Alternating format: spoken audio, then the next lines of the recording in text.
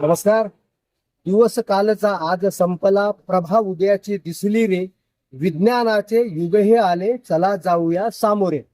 या विज्ञानाच्या युगाला सामोरं जाण्यासाठी इस्रो ही विश्वातली आणि देशातली सर्वोत्तम अशा प्रकारची एकमेव संस्था आहे.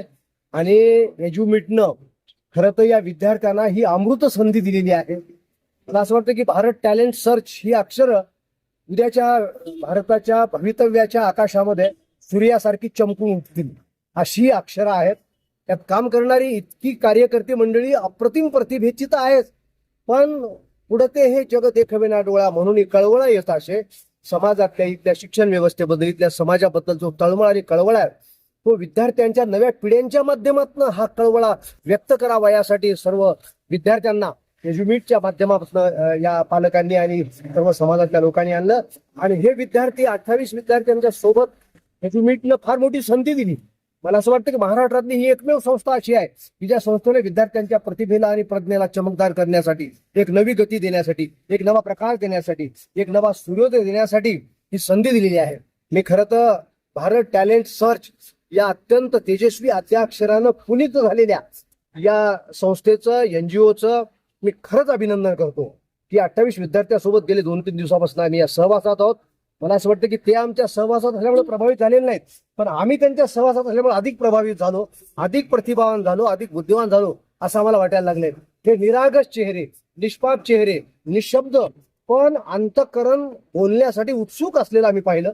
आज तिथून भारताचे लोकप्रिय पंतप्रधान माननीय मोदी साहेब यांनी चांद्रयानाचं प्रक्षेपण जिथून पाहिलं त्या ठिकाणी आमचे लेकर आज बसलेले होते. 28 लेकर आम्ही सगळे बसलो. आमच्या आयुष्यातला, मला तर आता 65-66 वर्ष, माझ्या आयुष्यातला हा सर्वोत्तम आनंदाचा क्षण होता. माझ्या आयुष्यामधला हा सर्वोत्तम जिज्ञासेचा, जिद्दीचा असा क्षण होता. आणि या विद्यार्थ्यांचं गेले 3 दिवस झाला मी बघतोय. उद्याची भविष्याची स्वप्न यांच्या डोळ्यामध्ये सप्तरंगामध्ये आम्हाला झळकताना दिसतात.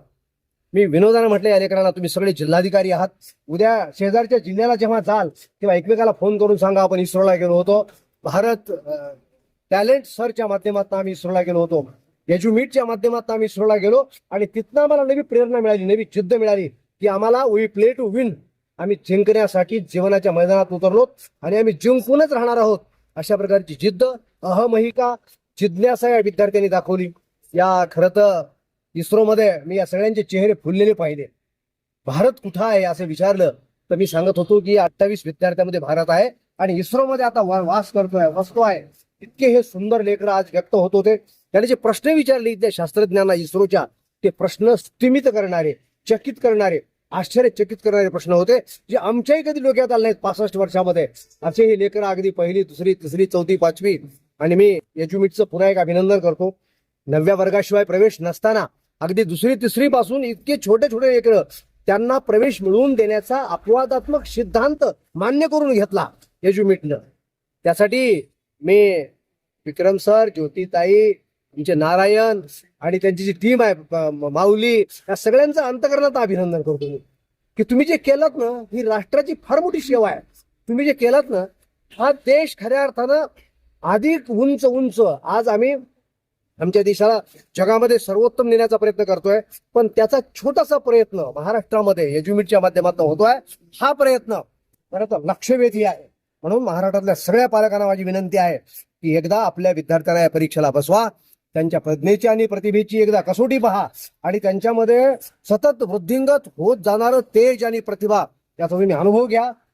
तुमच्याही मुलांना इथे येण्याची संधी की तुमची नक्की मिळणार आहे. आणि या आजच्या ट्रिपचं, या टीमचं, छोट्या छोट्या लेकरांना बघून आम्हाला असं वाटतं की आम्ही 65 वर्षाची नाहीच, आम्ही पुन्हा एकदा 12-13 वर्षाची झालो त्यांच्या सोबत राहून, असा आम्हाला अतिशय आनंद वाटतो आहे. साध्य ते साध्य करिता साय असं, कारण अभ्यास तुका म्हणे आमच्या 300-350 वर्षापूर्वी जगद्गुरु तुकोबार यांनी म्हटलंय. तो सिद्धांत हे लेकर जीवनात जगत असतात. प्रश्न विचारत असताना त्या एवढ्या मोठ्या ऑडिटोरियम मध्ये जिथं शास्त्रज्ञ बसतात, भारताचे लोकप्रिय पंतप्रधान बसतात, त्या ठिकाणी ही मुलं प्रश्न विचारत होती त्या शास्त्रज्ञांना, ज्यांचा परिचय देखील नव्हता. असे प्रश्न विचारले की ते देखील आश्चर्यचकित झाले. मी या लेकरांच्या भविष्याला पुन्हा एकदा अभिनंदन करतो, एज्युमिटचं पुन्हा पुन्हा अभिनंदन करतो आणि खरंच त्यांना शुभकामना देतो मी की असंच राष्ट्र निर्माणाचं काम सतत चालू राहू द्या. कोणी निंदा, कोणी वंदा, कोणाचे मनावर घेऊ नका, टीका केली कोणीतरी, पण हे पुढे चालू राहू द्या. उद्याचा भारत तुम्ही घडवताय. भारत टॅलेंट सर्चचं मी पुन्हा एकदा अभिनंदन करतो आणि या लेकरांना शुभाशीर्वाद देतो. जय हिंद, जय महाराष्ट्र. थँक्यू, धन्यवाद.